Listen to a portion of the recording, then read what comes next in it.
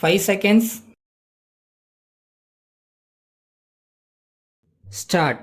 மாண்புமிகு மக்கள் நல்வாழ்வுத்துறை அமைச்சர் அவர்கள் சுகாதார ஊழியர்கள் மாநாட்டின் நிறைவு விழாவில் ஆற்றிய உரையாவது: அன்புமிக்க நண்பர்களே, சுகாதார ஊழியர்கள் மாநாட்டில் கலந்து கொண்டு நிறைவு உரையாற்றுவதற்கு எனக்கு அளித்த வாய்ப்புக்கு நன்றி கலந்த வணக்கத்தை தெரிவித்துக் கொள்கிறேன். இங்கே உரையாற்றிய நண்பர்களும் வாழ்த்துரை வழங்கிய பெரியோர்களும் நல்ல பல அறிவுரைகளை வழங்கியிருக்கிறார்கள். அவற்றை எல்லாம் நான் கூர்ந்து கவனித்துக் கொண்டிருந்தேன். இந்த மாநாட்டின் வாயிலாக நீங்கள் பல்வேறு கோரிக்கைகளை வைத்திருக்கிறீர்கள். உங்களுடைய எதிர்பார்ப்புகள் ஏராளமாக இருக்கின்றன. இப்போது நடைபெறுவது உங்களுடைய அரசு. அதனால் உங்கள் கோரிக்கைகள் எல்லாம் நியாயமானவையாக இருப்பதால் நிதி ஆதாரத்தை பொறுத்து விரைவிலே அவை நிறைவேற்றப்படும் என்பதை தெரிவித்துக் கொள்கிறேன். கடந்த கால இயற்கை சீற்றங்களினால் மக்கள் பெரும் துன்பத்திற்கும் துயரத்திற்கும் ஆளாகிவிட்டார்கள். அவர்களுடைய அத்தியாவசிய தேவைகளை உடனடியாக பூர்த்தி செய்ய அரசு திட்டமிட்டிருப்பதை நீங்கள் அறிவீர்கள். நலப்பணிகளுக்கு அதிகமான நிதியை செலவிட்டாலும் மக்களின் சுகாதாரத்தையும் பேணிக் காக்க வேண்டியது அரசின் தலையாய கடமையாக இருக்கிறது. இதிலே நீங்கள் பெரும் பங்காற்ற வேண்டியிருக்கிறது என்பதை சுட்டிக்காட்ட விரும்புகிறேன். அம்மை நோயை முற்றிலுமாக ஒழித்துவிட்டோம் என்பதில் நாம் பெருமை கொள்ளலாம். ஆனாலும் சில நேரங்களில் அதன் அறிகுறி தென்படுவதாக செய்திகள் வந்து கொண்டிருக்கின்றன. இது வதந்தியா உண்மையா என்பதை நீங்கள் அறிந்து அரசுக்கு தெரிவிப்பதோடு விரைந்து செயலாற்ற வேண்டிய பொறுப்பும் உங்களுக்கு இருக்கிறது.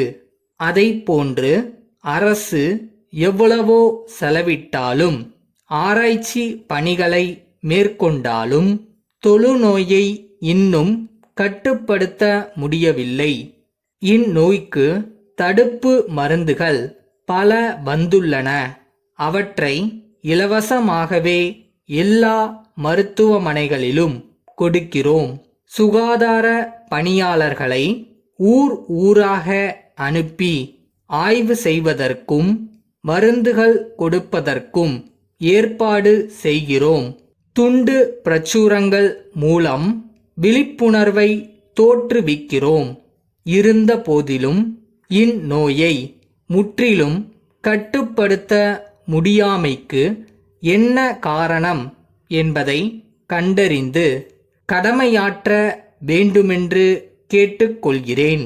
மலேரியா நோய் பெரும்பாலும் கொசுவின் மூலமாகவே பரவுகிறது என்பதை அறிவோம். அதனால் கொசுவை ஒழிப்பதற்கு பல்வேறு தடுப்பு நடவடிக்கைகளை மேற்கொள்கிறோம். இருந்தாலும் கொசு ஒழிந்தபாடில்லை.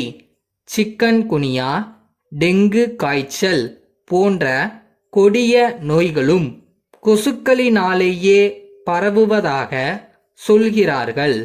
ஆகவே கொசு ஒழிப்பின் முக்கியத்துவத்தை உணர்ந்து செயல்பட வேண்டுமென்று அன்போடு கேட்டுக்கொள்கிறேன்.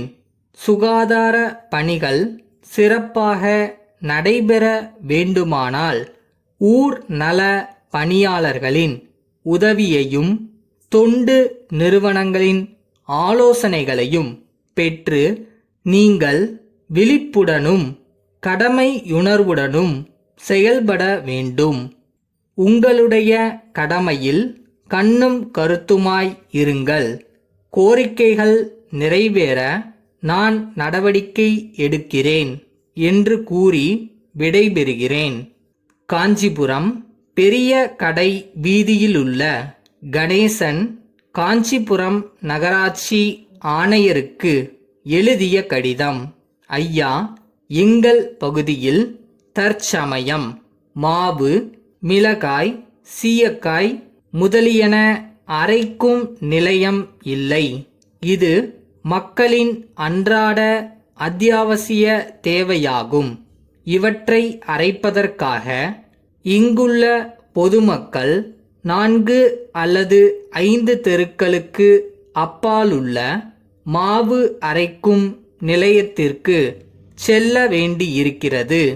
இதனால் வீண் சிரமமும் காலதாமதமும் ஏற்படுகின்றன. பொதுமக்கள் நலனை முன்னிட்டு இந்த பகுதியில் ஒரு மாவு அரைக்கும் நிலையம் அமைக்க முடிவு செய்து அதற்கான இடம் மற்றும் இயந்திரங்களை ஏற்பாடு செய்துள்ளேன். அதற்குரிய வரைபடம், இடத்தின் உரிமையாளரிடம் பெற்ற சம்மத பத்திரம் மற்றும் உரிமம் பெறுவதற்கான கட்டணம் செலுத்தியதற்கான நகராட்சி ரசீது முதலியவற்றை இத்துடன் இணைத்து அனுப்பியுள்ளேன். உரிமம் வழங்குவது சம்பந்தமாக தாங்கள் விதிக்கும் நிபந்தனைகளுக்கு உட்பட்டு நடக்கவும் தயாராய் இருக்கிறேன். நகராட்சியின் உரிமம் பெற்ற பின்னரே மின் இணைப்பு மற்றும் பிற வேலைகளை கவனிக்க வேண்டியிருப்பதால் உரிமம் வழங்குவது பற்றிய தங்களது உத்தரவுகளை விரைவில் எதிர்பார்க்கிறேன். தங்கள் உண்மையுள்ள